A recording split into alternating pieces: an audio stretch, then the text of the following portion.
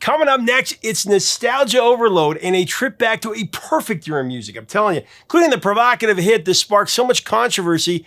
So intense, actress Lily Tomlin refused to host a major late-night show unless the band was cut. Find out what happened next. Plus, a legendary guitarist was told his guitar solo was too complex for this band's hit. He was told to simplify it, so he played the dumbest lead he could think of, and it made the song a classic. And then there's a famous TV theme song from a beloved comedy drama whose lead character's name was changed to dodge a link to the infamous man who tried to take out our leader. They had to change it all at the last second. Plus, the number one hit that's gotten away with the mother of all profanities for 45 years. Plus the rock icon who erased her biggest hit from existence over one lyric line, and a singer's deeply moving tribute to his father, written just before he passed away. Coming up next. Hey, music junkies, Professor of Rock, always here to celebrate the greatest artists and the greatest songs of all time. You know, if you ever raced your Hot Wheels on the kitchen floor when you were a kid, you're going to dig this channel of deep musical nostalgia. Make sure to like, share, and comment to keep this channel going. Oh man, I remember that. What Hot Wheels did you have? Let me know in the comments. All right, it's time for another edition of our show, Time in a Bottle. It's a countdown where we celebrate those unique songs that were hit songs and sound exactly like the moment they came out on radio. This time we're going to travel back to the year 1981. You know, when we do these time bottle countdowns, these episodes, it gives us a chance to pay homage to Jim Croce, the beloved singer, storyteller who was a special education teacher before he pursued a full-time career in music. And the world's a better place because of Jim and the music he left us. You know, the first song we're going to save in our time bottle dated 1981 is one of the most unique and disruptive songs to break the Billboard Top 40. Number 10, I've got Whip It by Devo.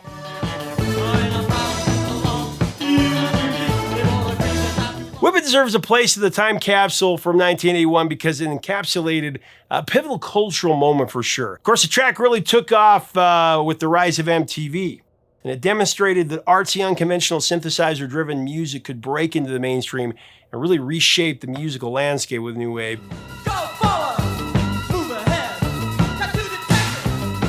Devo is certainly one of the most original and inventive bands of the rock era for sure. The Akron, Ohio group is best known for their satirical critique of de-evolution, the idea that humanity is actually regressing rather than progressing. They fuse robotic electronic grooves with uniform, futuristic outfits and deadpan humor to critique modern consumer culture and the absurdities of contemporary life to the nth degree. Their unique outlook of society and the way they brought their pop art to life created both wonder and controversy, a lot of that.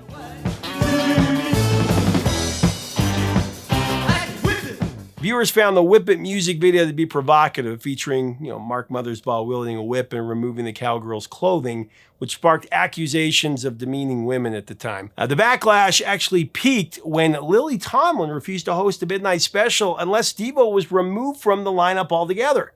If you recall, Lily had a lot of clout back then. She was coming off the box office success of the movie 9 to 5. Lily screamed at the show's producer to get rid of these guys. They cannot be on the show. Lily gave the show an ultimatum. It's either Devo or me. Lily won the fight and Devo was cut from the broadcast. Ironically, Devo had designed the video to satirize the Hollywood cowboy myth and macho American political rhetoric and those old self-help motivational videos. Despite the uproar, MTV's heavy rotation helped the video and the song. It became a pop culture touchstone that was much more influential than its number 14 finish on the Billboard Hot 100 that year. Many thought the song was dirty, of course, but here's what co-writer and singer Jerry Casale told me about it. So I would open my big mouth and tell them what Whip It was really about, and you could just see their expressions go from really happy or really like, hey, you guys, whip it good, masturbation, lips, to like, oh, it's what? It's about you're making fun of all the Horatio Alger stuff, like you're number one, there's nobody else like you. You're making fun of individualism in America? What the hell is that, right? So I went, shh. And we just like, when they go, we just laugh back, So that's when I decided that we had to make a video that kind of like, paid off for these guys that think it's about sex, it's about, sadomasochism, think it's about masturbation. So we made the video on purpose to just amplify that. All right, next up, we're going to save another song with a controversial theme in our time in a bottle. The Stroke by Billy Squier at number 9.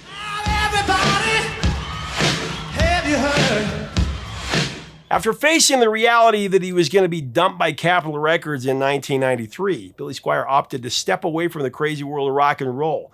He actually channeled his creativity into screenwriting, finishing a screenplay in '94 that earned recognition at the Sundance Film Festival. Actually, since the year 2000, Billy's dedicated himself as a volunteer for the Central Park Conservancy, helping to maintain New York City's Central Park. Billy said he prefers the company of nature to the poison of the business community. You gotta respect him for being true to himself and not allowing the media to dictate what he should be. But back in 1981, Billy Squier was a force to be reckoned with on the rock circuit for sure. It all started with his breakout smash, The Stroke.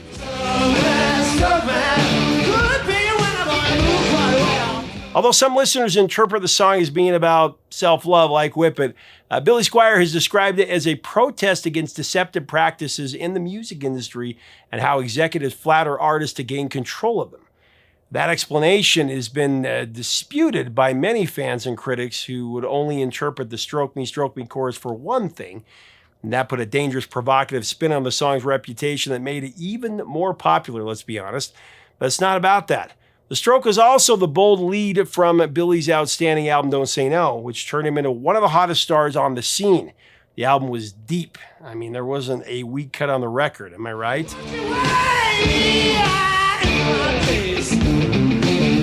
Billy Squier, he was on his way to superstardom in the 80s with 5 big rock hits when one decision killed his career overnight. The Rock Me Tonight music video was released a few years later in 1984. Directed by Kenny Ortega, the Rock Me Tonight video was meant to show a more, playful side of Billy Squier, is what he said. But in hindsight, it was just a bad idea. The video showed, Billy kind of prancing around across a pastel bedroom in a pink tank top, twirling and flopping around on satin sheets. It was soft-lit, surreal, and for rock fans, it was completely off-brand. The confident guitar-slinging arena rocker had gotten in touch with his softer side there, but the fallout was immediate. Industry insiders called it career suicide. Billy himself would later reflect, that video destroyed my career. It was a misunderstanding, a misrepresentation. I didn't see it until it was too late. After that video, he never had another hit, and he faded from the limelight pretty quick. As for The Stroke, it was an anthem for 1981, and that's why we're saving it in our time in a bottle countdown. The guitar riff with a heavy D minor chord and a funky rhythm alone made The Stroke super cool and definitive of the year. Single climbed to number 17 on the Billboard Hot 100 and number 3 on the album rock charts.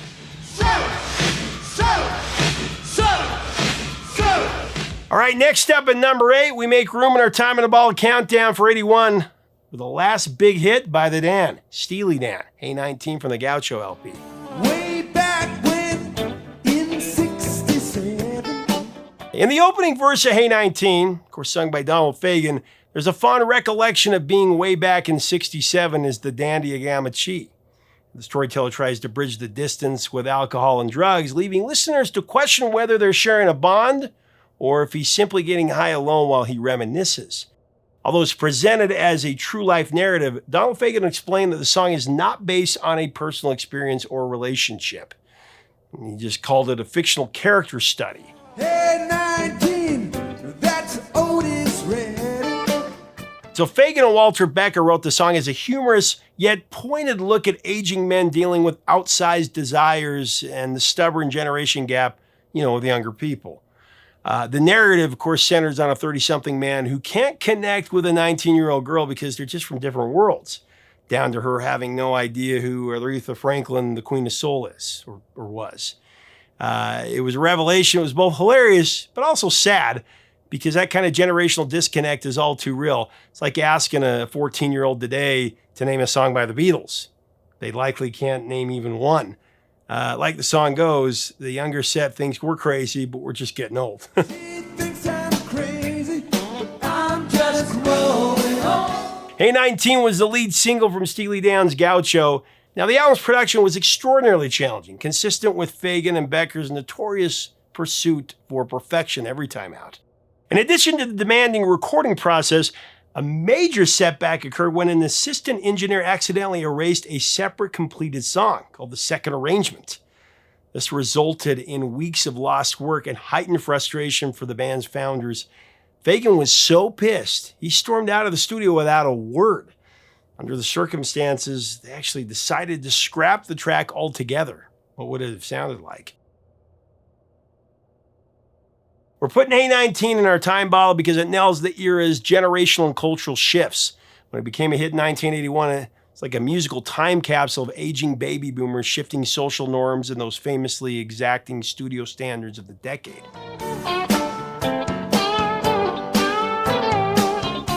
All right, coming in at number 7, I've got truly the most patriotic song. I wanted to cover it a few weeks ago. We're covering it now because it's 250 years of America. One of the most greatest patriotic songs ever, America by Neil Diamond. We've been traveling far. The great Neil Diamond, one of the most distinctive voices of the rock era. Neil Diamond's America is the sweeping anthem about the immigrant experience. Written for the 1980 film, the jazz singer, it celebrates people leaving their homelands to seek freedom and a fresh start in the U.S. You can hear a lot of passion in Neil's vocal on America. It's likely because the song is a deeply personal tribute to his own family, inspired by his grandmother's journey, actually. She was put on a train in Kyiv, in what's now actually Ukraine, as a little girl and rode about 1,200 miles to Rotterdam. And then she set sail for freedom in America. And even though it sounds like a stadium-sized roaring live moment, the track was actually laid down in the studio. Neil Diamond and his producers used crowd-cheering overdubs to give it that big, energetic live concert vibe.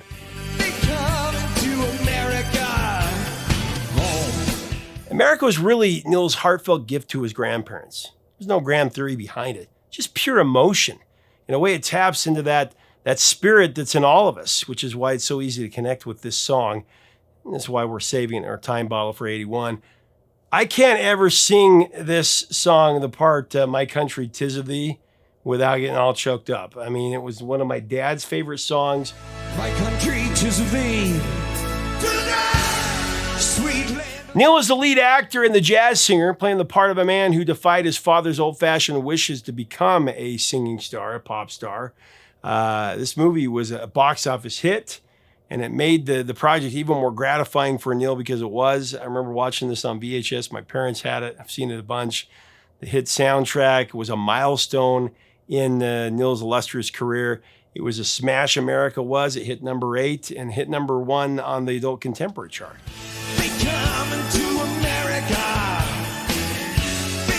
In 1981, Journey released one of the best albums of the year, Escape, and it became their best-selling studio album.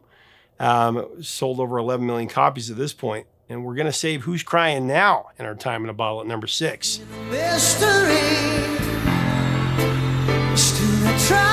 Man, Who's Cryin' Now is 5 minutes of masterful songwriting and musicianship. And it comes from 3 really cool stories, almost quirky moments, that all came together to create one of the best power ballads of the rock era. So first up, the origin story of Who's Cryin' Now is the cassette tape moment. Steve Perry was actually driving from Bakersfield to San Francisco when the chorus idea hit him like a ton of bricks. Grabbed a tiny tape recorder and sang the melody into it, capturing the hook right there in the car as he was traveling.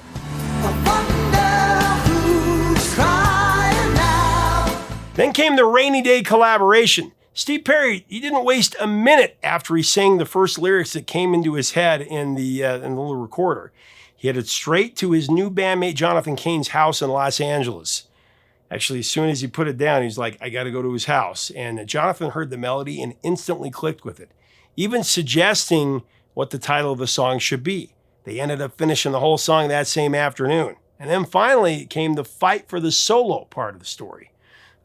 Steve took the melody to Neal Schon, the guitarist, who was playing the outro guitar solo. And as the story goes, we've heard it on here before, but Neil was playing a very intricate guitar solo, and the producer kept interrupting him and telling him to simplify it. This kept happening, and finally Neil got so frustrated, he played the dumbest thing he could think of, and it became a masterpiece. In fact, here's what Neil told me about it. Because it was something so different for us, I was trying to play it more jazzy and play more like a horn, like between trumpet and sax. I was trying to mix both styles and put that in the guitar, but it was a little too complicated for the song. And so I became really frustrated after about, a half an hour of like going and going and going. And I'm going, man, nothing's coming out. because if it doesn't pop out, it's just not coming. And so finally, I think Kevin Nelson just said, stop screwing around, man. He said, just play something really simple. All right. And so I thought I was being like a smart ass. And I went, you want simple? Here it is. And I played the simple little melody, and they went, that's it. That's perfect. And I'm like, what?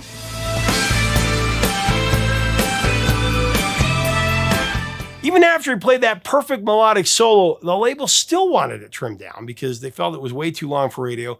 But Steve Perry and Neal were adamant that the solo was too vital to the track, and they were determined not to budge. Neal was very direct with the label executives. Radio can fade out the song and go to the news if they have to. I don't care about that, but we are not cutting this solo. The label kept pushing back, though, insisting that if the listing shows 4 minutes and 50-something seconds, they just won't get it played. The band won the battle for the solo, and when the song was released as the first single from the Escape album, it was a huge crossover sensation. Went all the way to number 4 on the Top Rock Tracks chart, but also went to number 4 on the Billboard Hot 100, and even number 14 on the Adult Contemporary chart. It's also a number 3 single in Canada.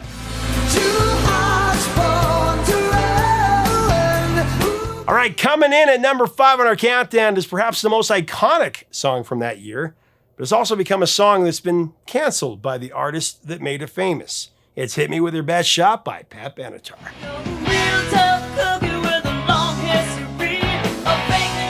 And it's bizarre that it's been erased from existence, at least from Pat Benatar's position, because especially when you hear the origin story behind it.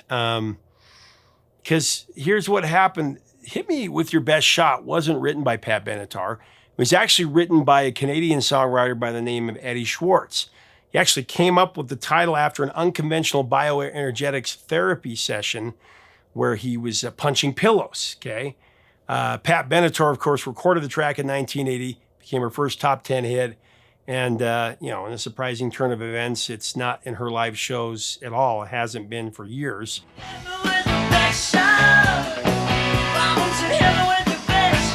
So in the late 70s, Eddie Schwartz was navigating a rough stretch in his career in Toronto.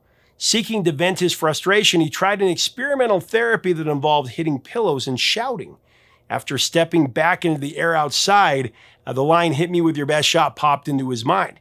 He wrote a demo for his publisher ATV, who initially told him the song didn't measure up to his talent and almost erased the master tape to just reuse it for something else. An observant recording engineer saved the take and handed it back to Schwartz, who then pitched it to Pat Benatar.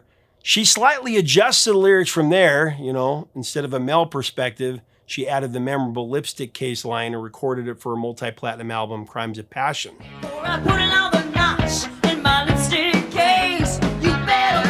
And of course, Hit Me With Your Best Shot is an anthem of confidence and resilience, per the writer himself, Eddie Schwartz. But because of an increase in something that I can't say on here, how should I put it? Because of violence in places of education for young people, Pat Benatar made a personal decision to erase the song from her set list altogether. She made the decision in 2022 and hasn't played it since then. Of course, fans were disappointed, some frustrated, some even angry.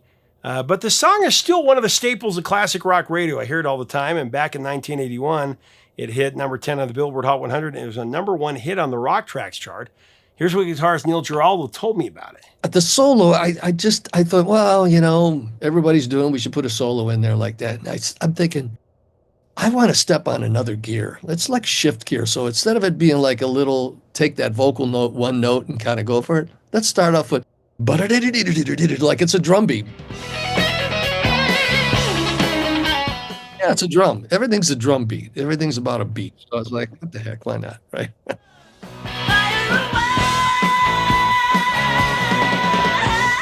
In 1981, a milestone was achieved in rock history. It came from a band that emerged from the CBGB scene in the village of New York City.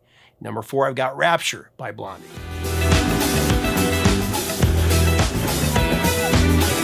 Blondie's 1981 track Rapture, it's so much more than a catchy pop tune. It's made history. It became the first number 1 on the Billboard Hot 100 to feature a rap. marking a milestone where hip-hop hit the mainstream charts clear back in the early 80s. Now, before Rapture, MCs like Grandmaster Flash and Curtis Blow had been laying down rap since the mid-70s. Of course, the Sugar Hill Gang had cracked the pop charts with Rapper's Delight in '79.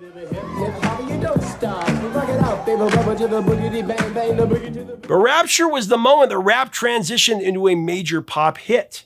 Rapture definitely blended new wave, disco, and hip-hop, pulling underground New York City block party energy into a broader spotlight for sure.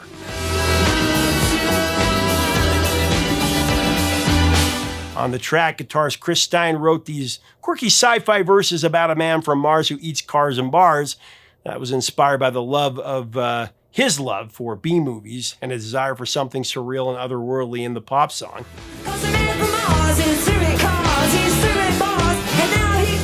Debbie Harry, Blondie's iconic frontwoman, was fascinated by the underground hip-hop scene of the Bronx, and she wanted to give it a shout-out in one of their songs. She had planned to do so.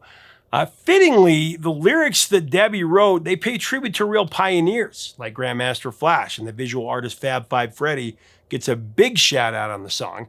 Freddie actually taught Harry some hip-hop slang like the word fly to fuel that rap section.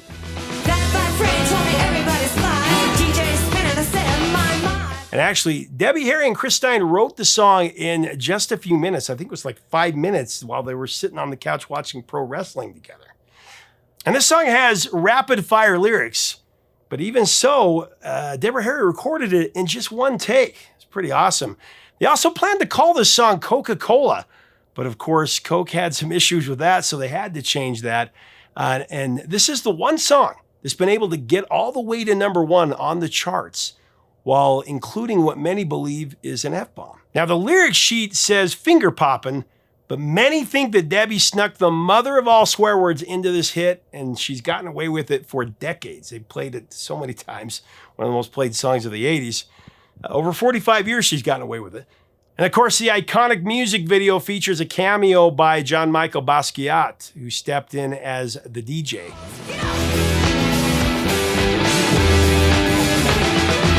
All right, coming in #3 on our countdown is a song that evokes many different emotions depending on who you're talking to. It can feel both like a heart-wrenching confession or a stadium anthem for that matter. Keep On Loving You by REO Speedwagon. You should have seen by the look in my eyes. Speedwagon frontman Kevin Cronin actually wrote Keep On Loving You after a moment that sounds almost cinematic. He just learned that his wife had been unfaithful before they were married. That shock didn't vanish into a polite reconciliation. Instead, it sharpened into a raw, stubborn resolve to stay committed to the relationship. The song isn't a fairy tale love story at all. It's a battle inside gravity's pull, a choice to forgive even when the hurt cuts you to the bone. Now, strangely enough, life outside the studio for Keep On Loving You didn't start with a grand plan. Kevin Cronin woke up in the middle of the night drenched in a cold sweat and jumped straight to his red Wurlitzer piano.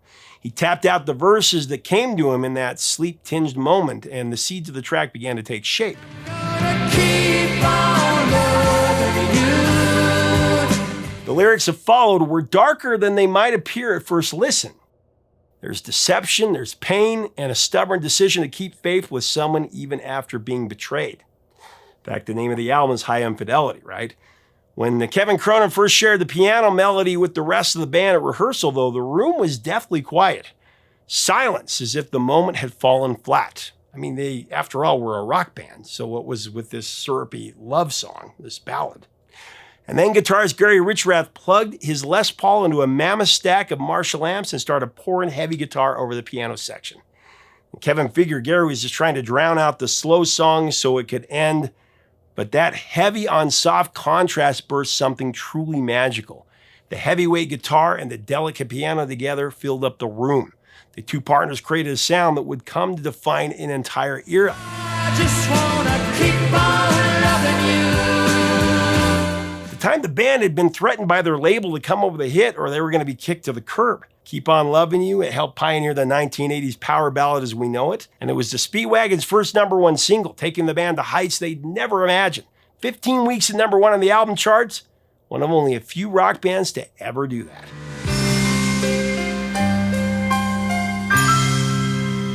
You know, back in the 70s and 80s, it's kind of a lost art now, but TV theme songs were a big part of pop culture. Theme song from a popular TV show had the potential to become huge radio hits for artists. And one of those songs from 1981 is the one that's at a runner-up spot. It's the theme song that was on everyone's lips that year. At the coveted number 2 position, I've got a song that sounds so much like 1981, it hurts. Believe it or not, the theme from The Greatest American Hero by Joy Scarberry.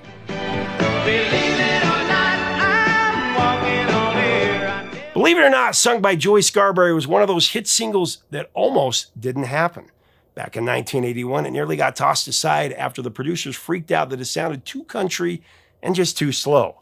But the great Mike Post and his lyricist Stephen Geyer, the duo who actually wrote the TV theme back-to-back for Hardcastle and McCormick together, they just kept at it. Together, they crafted a fast acoustic demo, and Mike Post kept faith, even when the bosses wanted something punchier and more rock and roll. He stood his ground and he let Joy Scarberry sing the laid-back tune, and that laid-back, wistful mood turned out to be the perfect fit for The Greatest American Hero's accidental, bumbling superhero. Look at what's happened to me. I can't believe... Mike Post, of course, isn't some random guy behind this tune. He's composed so many great themes. Hill Street Blues, The Rockford Files, just to name a few. Both were significant hit singles. Of course, he worked a lot with Stephen J. Cannell, the TV mogul behind many hit shows from those times. That collaboration pedigree helps explain why the song ended up landing so well with the show's vibe. The lyrics paint a very specific image of a clumsy yet relatable and lovable superhero, someone who, wings it and hopes for the best. That wings and a prayer impulse, trying to make something work with a little luck and the soul of the song, and it's why it's a match to the character on the series, for sure.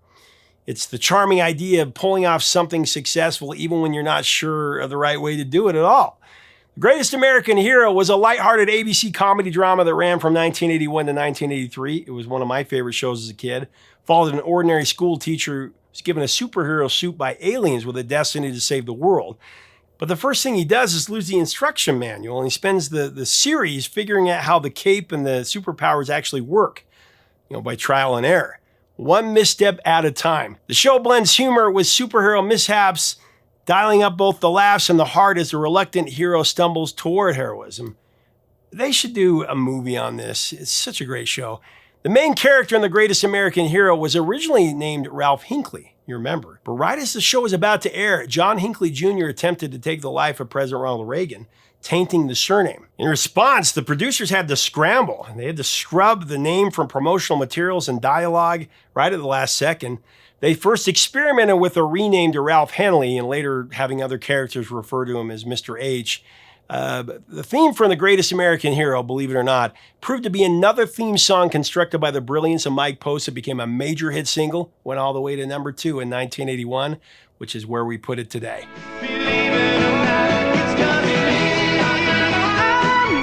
All right, the final song that has to be saved in our time bottle for 1981 is always one that's put a lump in my throat, and it makes me think about my dad. Number 1 with a bullet. We have the purest voice in music history for my money.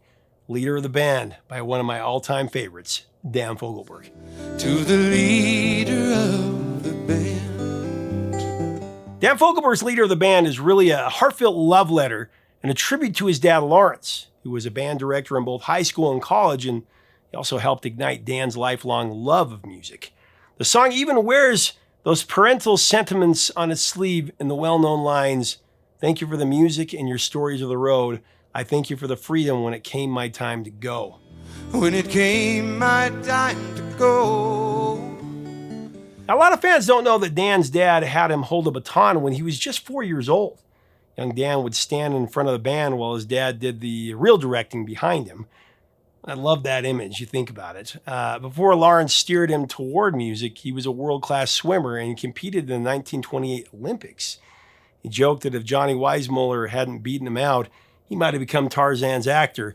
Dan said one of the big lessons in life was to tell your loved ones that you love them as often as you can, really. And that's exactly what this song does for Lawrence, who spoke proudly about it in interviews before passing away in 1982. Now, when Dan Fogelberg wrote it, he didn't hear it as a runaway hit at all. Yet it expressed something that many of us, many people struggle to put into words. That deep, unwavering love for a parent.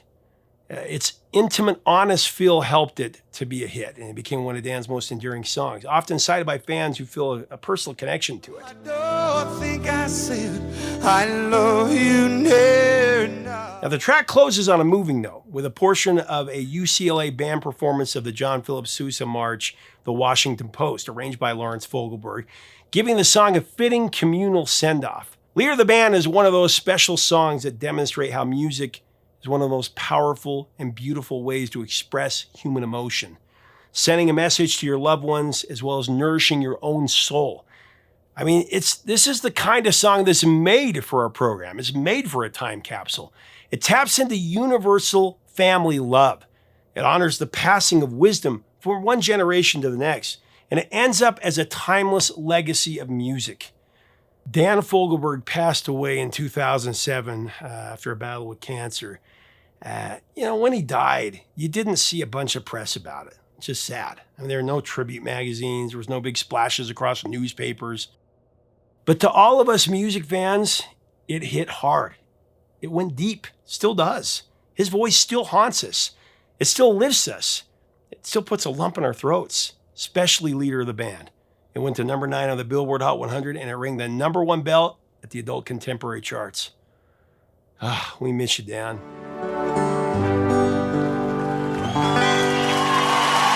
We hope you enjoyed our feature on 1981, Time in a Bottle.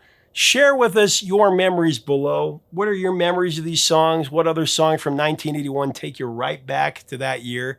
So many great stories here. If you like our content, we invite you to subscribe. Let's have a great discussion below. Let's celebrate music. Until next time, 3 chords and the truth, my friends.